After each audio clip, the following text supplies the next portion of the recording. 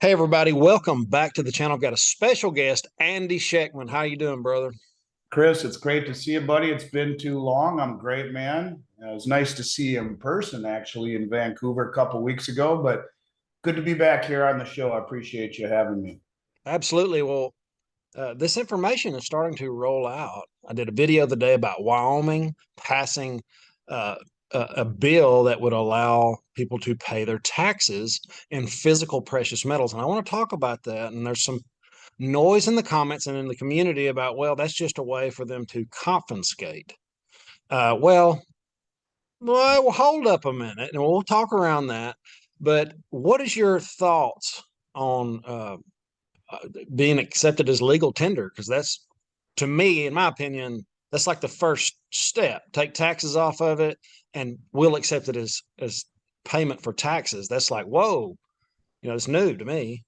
Well, it just goes to show how far we've departed from constitutional law. From the Constitution, it said it was treason to create money that was not species, as they call it, which would be gold and silver, which is money, right? And we've gone so far away from it, thinking that the bills in our wallet, which should properly be called currency, is money, and it's not. And I think maybe if we just are trying to find goodness in the world instead of being cynical about everything, like those people say, yeah, well, you'll give all the metal to the states and the states will confiscate it. Maybe, just maybe, there are some people in these states, and these are states that I would venture to say are a little bit more right-leaning, who realize that what's happening to our government, to our country, to our great country, it is outrageous. Maybe some of these people understand that the Social Security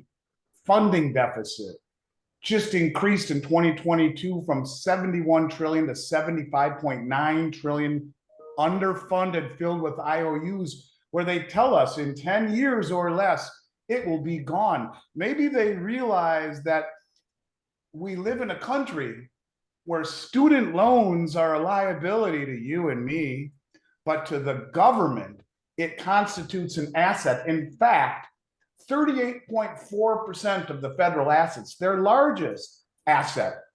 We live in a country where Janet Yellen tells the world that extraordinary measures will need to be put into place to raise the debt ceiling, right? And how does she do that? She borrows from the postal retirement fund, from the civil servants retirement fund, and the disabled veterans retirement fund. And she'll pay it back, she said. I had to really look to find this article about what those extraordinary measures that she told everyone would need to do to raise the debt ceiling, because, like someone who's broke and continues to spend on a drunken binge without any regard for the future, they continue to raise the debt ceiling in what is a very disingenuous, ridiculous manner. The very next article, after pillaging retirements from civil servants, postal workers, and disabled veterans, says, oh, by the way, we just voted to give another 40 billion to the Ukraine. In a country where $5 billion is too much to build a wall to stop drugs pouring into this country that are killing people left and right, where 5 million illegals have come into this country the wrong way, and yet $100 billion to fight a war that could lead us, or to help the Ukrainians fight a war that could lead us to World War III, something we should not be part of. And I feel bad for the Ukrainians. I'm not condoning war, but what I am saying is we have no business, and we certainly have no business as an insolvent, broke country, printing money that we don't have, borrowing money that we don't have, just to give it to the Ukraine. We had to borrow $700 billion that's the interest on the debt. In 2022, we had to borrow that money, that 700 billion, just to pay the interest on the debt that we borrowed the year earlier. It's insanity. And so maybe these states are waking up to the fact that inflation is not only destabilizing and destroying the value of the dollar federally, but also as it pertains to the citizens of these states. And maybe, just maybe, God willing, we're seeing a little bit of pushback. And God bless these states who have enough thought and foresight, let's hope, to go back full circle to what is considered money. Because I'll tell you what, when you watch the dollar losing double-digit purchasing power, or 7% if you believe the CPI, 15% if you believe John Williams of Shadow Stats, as I do, any way you look at it, we're losing between 7 and 15% per year just in currency debasement. It's a wise decision as far as I'm concerned. And anyone who would be willing to pay me in gold and silver rather than in greenbacks, I'd be more than happy to take that. And I think you have some state senators who are wise enough to understand that as well. Yeah, well, I played the video and I pretty much I introduced it and told everybody what was going on, and I did. I just let the video run because you could see them thinking through it. Some people were like, "Yeah, gold and silver's money. We can't control inflation. We can hold 1% as a minimum in our treasury." They're hedging against inflation. They're not stupid. I'm happy to see it as well. And it's not just a few of them. It's about 20%, potentially 20% of the United States is recognizing, this is the biggest takeaway, recognizing physical precious metals in the form of gold and silver as legal tender. That's the big takeaway. It's not. Well, let me tell you what I think that can also do, Chris. One half the estimate right now, which has been for a couple of years, if you take the entire United States financial matrix from Joe Sixpack to the Harvard Endowment Fund and everyone in between, and you give an allocation of precious metals to that portfolio of assets, 1/2 of 1%. That's it. 1/2 of 1% allocation to gold and silver in a world where, if you're not a contrarian right now, you're bound to be a victim. And I'm dead serious that I believe that to my core. And maybe this 20% departure from traditional ideology, figuring that everything should be settled in dollars, that have lost 99% of its purchasing power since the inception of the Fed, and God knows how much since 1971 when we left the gold standard, at least in terms of countries. These people are waking up. Now, 1% would be wholly unfunded, but it is a good start. And maybe 1% turns to 5, turns to 10. Who knows? But in a world where the dollar is this close to losing its world reserve petro status, if you've been following the BRICS nations and the Shanghai Cooperation Organization and Saudi Arabia's declaration not only to join BRICS, to pledge China being their most important trading partner for this year and for the next 50, and their admission in Davos 2 weeks ago that they are willing to accept other currencies for oil, something that our mutual friend Travis, the economic ninja, has talked a lot about as well. If you realize that that's out there in the periphery, then having such minimal allocations to precious metals for the public or for these states, while better than nothing, will prove to be woefully underallocated. And I think that it's never been more important. And it's nice to see little by little. They say history doesn't repeat, it rhymes. And sometimes we do come full circle. And, there once was a time when money was gold and silver. And maybe there is a growing chorus of people out there who are waking up to the fact that we are on a sinking ship. The USS dollar has taken on way too much debt, where Social Security is $79.5 trillion in IOUs. And a trillion seconds ago, I'm fond of saying often, is 31,688 years ago. How do you pay $80 trillion back if a trillion seconds ago was 31,688 years ago, when Neanderthals were stalking the plains of Europe? You multiply that times 80, and I don't even know if the earth was formed at that point. What I'm getting at is that the numbers are too big, and the people need to wake up. And maybe this will be the shove, little by little, that will open people's eyes just a little bit. And you have to take every journey involves taking the first step. And I'm happy to say that at least some of these states are waking up to taking that first step. It's a step in the right direction, that's for sure. So I got a couple of things that I want to bring up.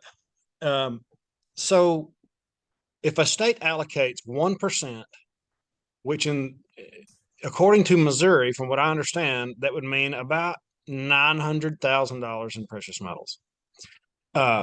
Where would that What would that do if states, if 10 different states, 13 different states maybe, started doing that 1, 2, maybe 4, 5% of their, their treasury in precious metals? What would that do for the price of metals?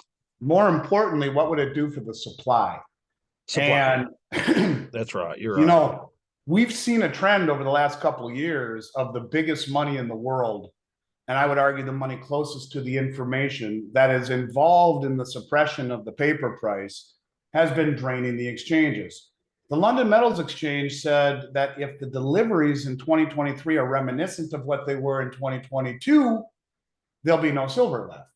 The COMEX has 34 million ounces on registered category, 288 million total, most of it ineligible. Eligible bars are not for sale. They belong to family offices, companies like mine, customers of mine, etc. There is some of it that could be moved to registered, but the registered category, those are the bars that are available for immediate delivery, is about 1/10 of what the country of India imported last year. You're seeing the people closest to the information, those being the commercial banks and the hedge funds that are draining SLV in the world's ETFs through what's called share redemption. If you are able to withdraw a basket, I believe a basket in GLD is roughly $18 million worth right now. So when you're talking about the big money who sidesteps the retail market and goes to COMEX, goes to the LME, pulls them off of ETFs, like for example, guy's last name is Bass. I forgot his first name, but he was the administrator of the Texas teachers pension fund. This was many years ago, and Kyle Bass, I think, and they had like $1 billion in GLD. And he was wise enough to read the perspective, to see the tea leaves. He pulled it all out in physical. So you start to see big money do things like this.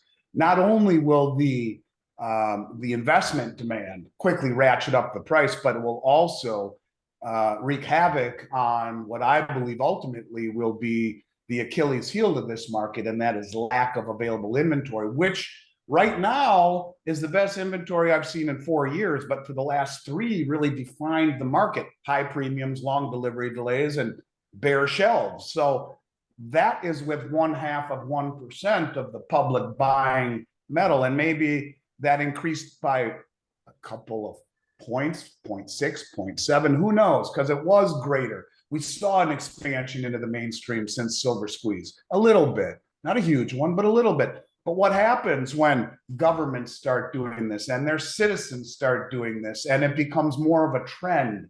And then we see an event, whatever that event may be, that precipitates people to wake up. I mean, the stock market, S&P, was down 20% last year. The 10-year treasury, which is supposed to be the safety valve, was down 16%, the worst year for a 10-year treasury in the history of the 10-year treasury. What if we see a repeat of that, or more of that?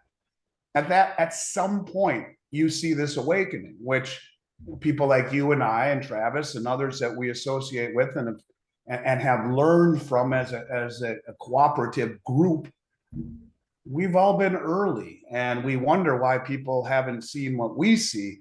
But when they do, it'll be something to behold, because I think you will have 500 people trying to get through a revolving door all at once. Doesn't work. And so, it's one of these deals where that could be the fuse that ignites the fire. And maybe this is why the people closest to the information understand the inevitability of this and have been loading up on gold and silver, using the suppressed price to run cover for their de-dollarization and their acquisition of really copious amounts of gold and silver, that if people saw just how much was being drained, and not just drained, but shipped outside the exchanges, which is an important characteristic, Chris, because when you take metal off of COMEX, off the LME, what you are doing is removing the industrial liquidity, where Elon Musk or Samsung or Sony says, I'll pay a big premium for that silver.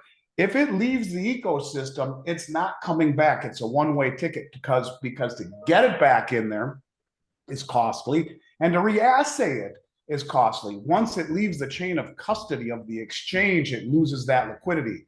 So this is a one-way ticket, and it says a lot about the motivation, if you will, and the removal of counterparty risk that these people are prioritizing over maybe profiting in that scenario. This is why the biggest money in the world is always enriched, because they do things before everyone else realizes it. And that's how you win, right? I mean, it's like a football team. The offense knows where they're going. The quarterback knows the route. The receivers know where they're going. The defense reacts.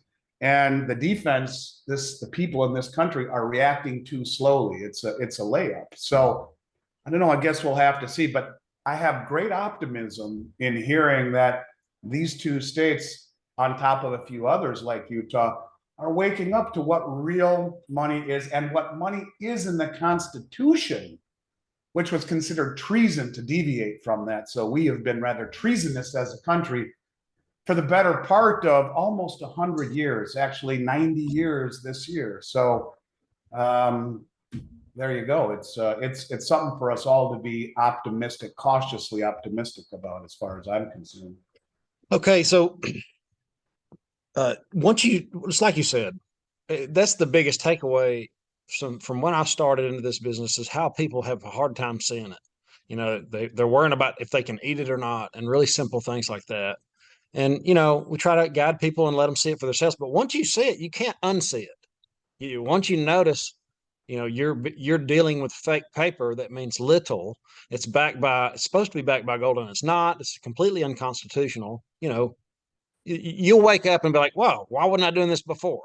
You know, and for everybody that doesn't know, Stacey, my wife, sells for Andy Miles Franklin. That's her number. But like I do in every video, I encourage you to go two other places first. I get 3 bids for every time I buy anything. It doesn't matter if it's a roof, a shop, whatever I'm building, I get 3 bids, and I expect you to do the same. Give Stacey the third offer, and we, most of the time, I would say 90 something, 95% of the time, we beat the price. So it doesn't And matter not to me only where you that, get it, as Chris, you long know as you what I get it. mean? It's not only that, and price is important. I totally agree. But in a world where relationships ought to matter, a world that we are heading into that where there could be issues, right? Relationships matter. And I personally grew up in a world where I preferred going to a little hardware store and dealing with the owner that knew me by name when I walked in there and jumped out from behind the counter to help me. Especially if there was a problem, I knew I could come back. If the paint color was the wrong color, it wouldn't even be a second thought.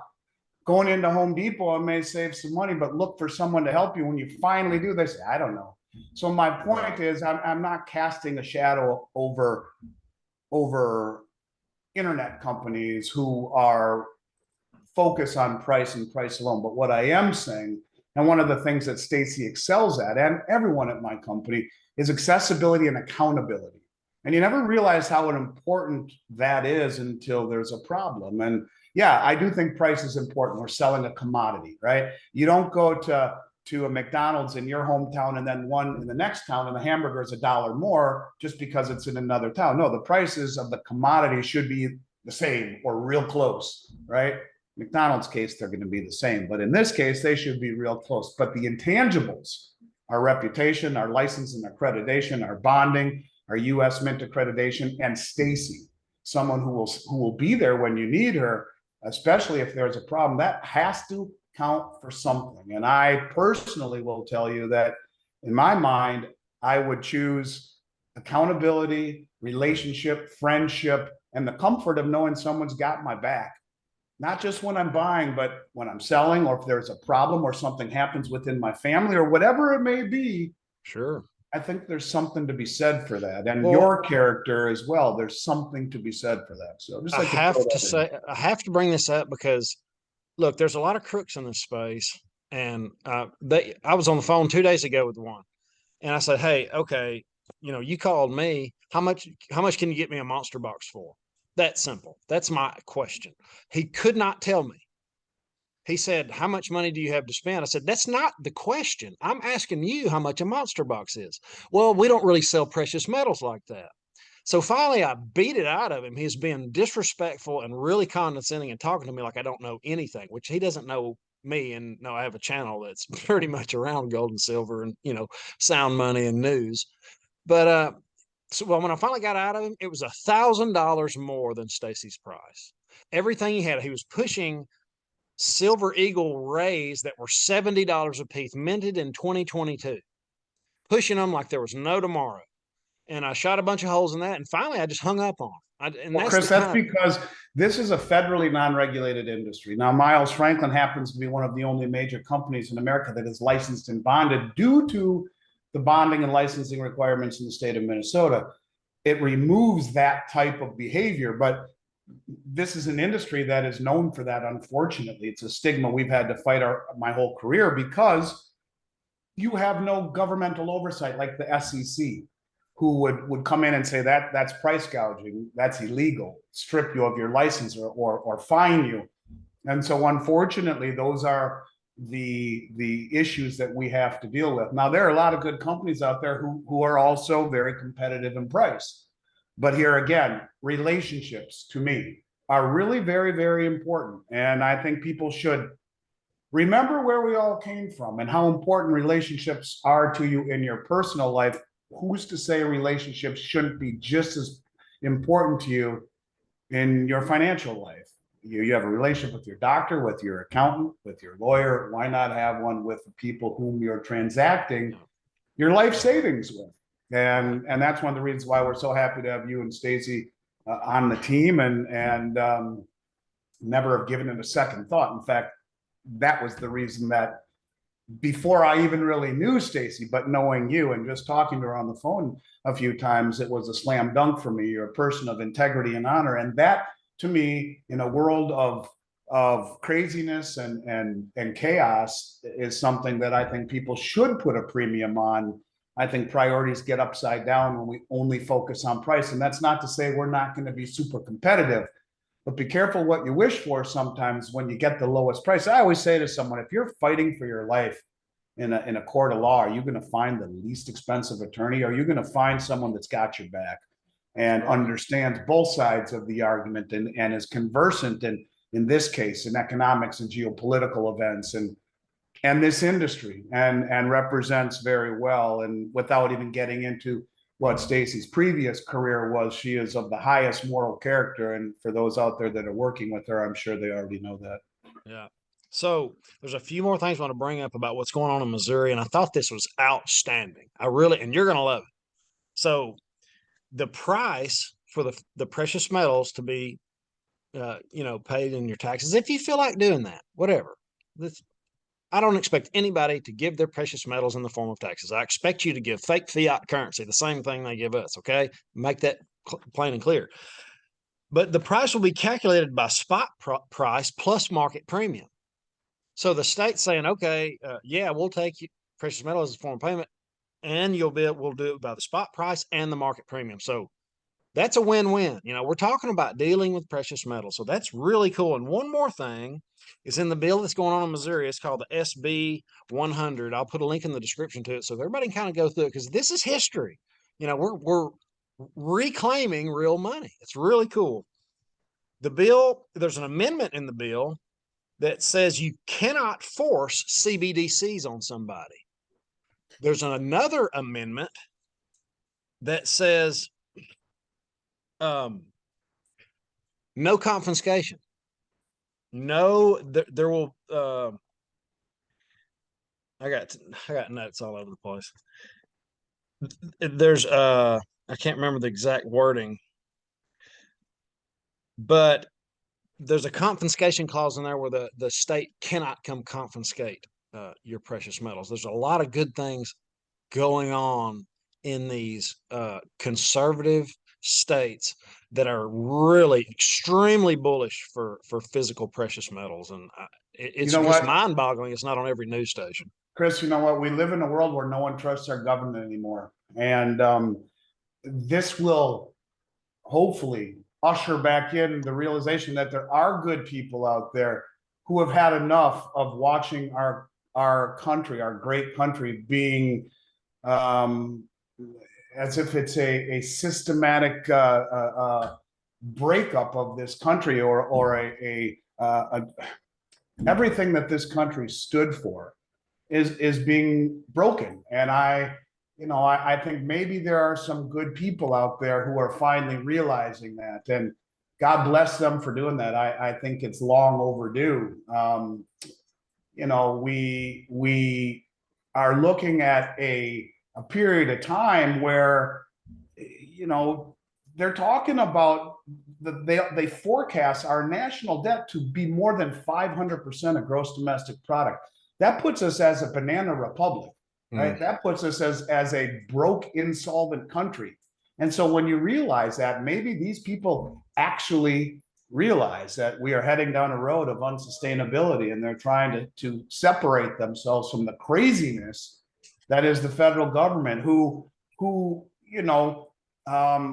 spends all of this money, a $1.75 trillion omnibus bill, where $400 million goes to border security for Jordan, Oman, Lebanon, but not a penny goes to the border protection of the United States, where the Treasury Secretary can steal from postal workers, civil servants, and disabled veterans, and at the same time give another $40 billion, a total of $100 billion to the Ukraine. We are going down a path of unsustainability, and I think that's what these governments are trying to do. And I hope it catches on, and more people and states, rather, will start to embrace this and go away from a system that has bankrupted this country and bankrupted our children and our grandchildren, where we have $130 trillion in debt, funded and unfunded, of which 78 trillion, 79 trillion is Social Security alone, which will affect 50 million people in this country in the next decade. So these are just people who are ahead of the curve, and let's hope that they have good luck, and it's the beginning of more for other states to catch on. Well, it's passed the Senate. Wyoming's passed the Senate. There's several states involved: Tennessee, Missouri, South Carolina, Utah, and Oklahoma, and Wyoming have already done it. It's legal tender. This thing's really catching on, and in closing, I encourage people to go watch. I'll put a video somewhere up here. It sounds like me and Andy talking when you listen to these senators and elected officials talk about precious metals. A couple of them give you the rundown about how we used to be on a gold-backed currency, and we're doing something that's unconstitutional now, and they've got a solid argument. And some people say, well, I just don't know. And some people say this will never work because it's clunky and it's hard to move. No, it'll work. It'll work. There's no question. I just want to read you one paragraph. I got this from Simon Black, and I think he's one of the greatest writers out there. And I just want to read you one paragraph. And maybe this is what encapsulates the mindset. The U.S. has steadily depleted and destroyed the very resources that made it so powerful in the first place. Things like freedom, capitalism, self-reliance, social cohesion, reputation, military strength, and fiscal restraint. All of those things are being depleted by this administration. And maybe, just maybe, there are some good people in politics who are trying to make a difference. And it's going to start at the grassroots level with the states. And God willing, we make a change on the federal level. And I was asked a question the other day: what could stop the U.S. from losing its reserve status? What could stop this daisy chain of events that is moving everyone away from the dollar? And I thought about it, and I thought about a report that just came out from the International Monetary Fund, which is 150 some countries from around the world, to which the United States has veto power. They have the largest percentage of voting rights in the IMF. The report was titled "Gold, a Barbarous Relic," or "Gold, an International Reserve Currency, a Barbarous Relic No More."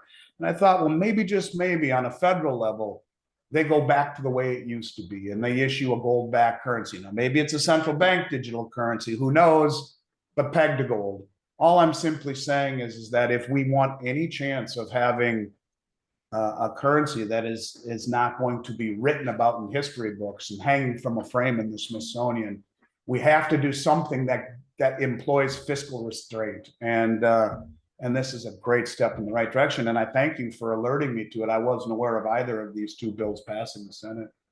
Yeah, it's really cool, man. It's we're headed in the right direction, and I think it's going to be crazy bullish for physical. And it's like you said, it's about the supply And when the supply's gone, we might be able to, premiums might start creeping up. You know, that'll probably be, do you ever see a time, and I'll let you go in a minute. Will you ever see a time where premiums are the same price as the spot, or maybe even Never, more? never. Never. No, because there's the cost of production, distribution, advertising, the whole 9 yards. And, nothing ever sells at spot. Even a 400-ounce gold bar is going to be a, a $6 or $7 or $8 premium, whatever it is to the price of gold. There has to be some sort of a premium, which is a function of the refining, the distribution, the production, and Well, all of that I stuff. meant after all the spoofing and the BS that's going on in the precious metal space, they can continue to run the spot price down for now. But when you run out of supply, the I'm not letting my precious metals go for some fake spot price, but I'll let it go for, whatever over. You know what I'm saying? That's what I meant, is that the premium's gonna justify what's going And on. that's what it will be. And that's exactly what it will be.